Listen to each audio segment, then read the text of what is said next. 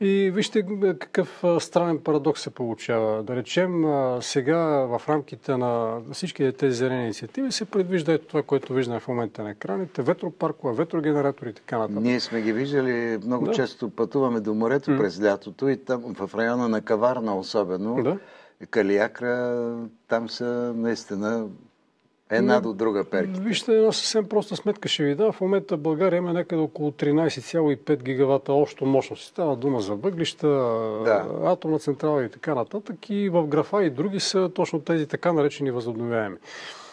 До 2033 година трябва да се изградат още някъде около 5,9 гигавата, от които 80% ще бъдат точно такива. Перки, слънчеви панели, което може да си представите за какъв огромен натлив ще става дума. Трябва да се говори за тези неща, защото явно ние не знаем много, нямаме много информация за това. Първо трябва да се смята, господин Коле, защото вижте откъде е проблема. Когато направите такава перка, вие трябва да я вържете в нещо. Нали? На вас ви трябва преносна мрежа. Още октомври, когато беше една предишна конференция по подобна тема, там се каза, че ние в момента нямаме как да свържем тези мощности, които са предвиждани за изграждане.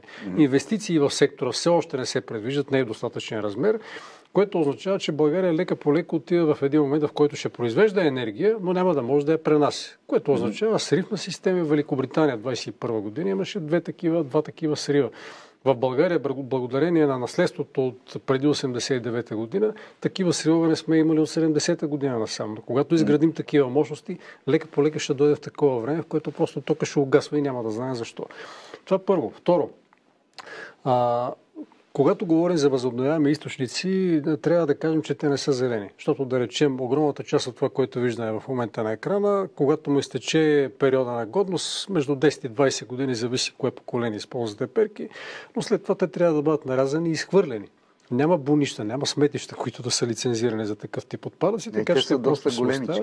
Те са големички, така и на всичкото отгоре материалите няма как да ги използвате повторно. И всъщност някъде около между 95 и 97% по различни оценки просто се закопават в земята. Дела на това, което се рециклира е между 3 и 5% приблизително. Да, френските представители така много добре обясниха и вчера и при нас, но ако ние не говорим, хората няма да бъдат информирани, няма да знаят. Някои даже вече говорят за поставяне на подобни съоръжения на покривите на къщи. Аз съм изненадан, между другото, че голяма част от инвеститорите, които по принцип са хора, дето умеят да си правят сметката, също се налитат точно на такива проекти. Сметката на инвеститора е много проста. Значи, инвеститора смята какво е вложило и какво е получило. Специално при енергийните източници има един коефициент на енергийна възвръщаемост, т.е.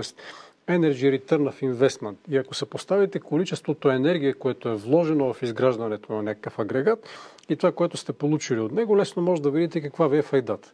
Примерно при атомните централи съотношението е 75 към 1. Т.е. влагате едно, а за периода на живот получавате 75. Точно така. При водните централи е от порядъка на около 49-50, при въглишните и газовите е от порядъка на около 30, при перките, които виждаме в момента, е някъде около 4 пъти. Тоест с много по-лоша възвръщаемост от всички класически технологии, които имаме до момента. Но вместо да се набляга на тях, ние работим върху нещо, което на практика няма възвръщаемост. И единственият мотив на инвеститорите да се увличат в такива проекти, това е субсидията, която познайте откъде се взема. Тя се взема от моите и от вашите джобове. Това са все пари, които се събират от нашите данъци, опаковат се в така наречената вноска в бюджета на Европейския съюз, отиват там и след това се разпределят точно за такива проекти. Извинявайте, но плана за възстановяване и устойчивост нали не носи пари, нали не носи допълнителни средства? Това са пари, които са взети на заем и айде пак познайте кой ще връща тия пари. Това бяха около 850 милиарда, които бяха изтеглени в рамките на споразумение, което беше ратифицирано от всички парламенти в Европейския съюз. И всеки парламент разписва, че той е съдлъжник по това, което се тегли като общ кредит от името на Европейската комисия. Европейската комисия тегли тези пари на заем, по които ние сме съдлъжници и след това ги отпуска като уж безплатни, с обещанието, че Европейския съюз ще има така наречените източници на собствени приходи. И вътре имаше розови обещания за това как глобалните корпорации, такива като IBM, Microsoft. Да, големите. Да, извинявайте. Няма значение. Да. Ще започнат да плащат допълнителни данъци за това, че независимо, че те не са регистрирани в Европейския съюз, зоната на икономически интерес, т.е. онези, които им носят хляба и маслото, се намират в Европейския съюз. Все пак аз и вие гледаме тези реклами и тези компании получават приходите си от това, което аз и вие правим, вашите зрители.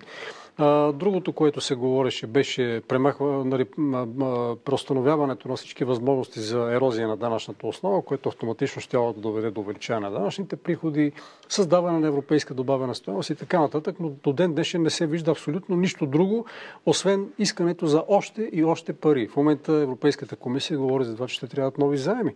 Така че при положение, че ние не можем да върнем старите заеми, познайте откъде ще дойдат парите, когато техните падежи настъпат. Или за сметка на нови заеми, или за сметка на увеличаването на вноските в европейския бюджет. Тоест, това не са безплатни пари. Безплатното сирене е само в капаните за мишки. Тези пари се предоставят именно за озеленяване, защото от плана за възстановяване и устойчивост, както знаете, там има няколко критерия, по които се установява неговата пригодност и един от водещите критерии е каква част от парите отиват за точно такива зелени инициативи. Като критерия някъде от порядъка на около 40%. Малко повече, малко по-малко, но около 40% отиват за зелени инициативи. Тоест, все за тези неща, които виждаме. Това обяснява големия апетит на инвеститорите, т.е. с пари, които ще бъдат събрани от нашите данъци и социални разходи, които ще платим именно ние обикновените хора, защото нито един от тях няма да отиде да живее при перките. Мога да ви кажа само с това да завърша, че съвсем неотдавна, буквално преди 4 месеца, публикувах изследване за отражението на инфразвука, защото всички тези перки генерират звук, който има подпрагови въздействия. Но... Да. Част от него не чуваме, който е под 20 Хц, но над 20 Хц до 200 Хц, нали, това е надпрагово въздействие, което чуваме и влияе. Въздействието върху сърдечния ритъм беше такова, че изследователите, заключението от техния доклад беше, че в рамките на Европейския съюз трябва да бъдат установени нови регулации за отстояние на жилищните сгради от перки. Това са официални изследвания, които вие цитирате. Точно така. Лошото е, че, извинявайте, изследванията са в различни посоки. Да речем, Холандския институт за обществено здраве излезе със свое изследване пак преди няколко месеца, по едно същото време излязаха двата доклада, в което се каза, че единствената вреда това е повишаването на нивото на тревожност, нали, на хората, които живеят в този радиус. Но другия екип, който беше включил в своето изследване хора, които живеят на отстояние около до 500 метра от тези перки, бяха включени няколко десетки домакинства и абсолютно намериха неоспорими доказателства за това, че перките влияят върху сърдечния ритъм и не само върху него.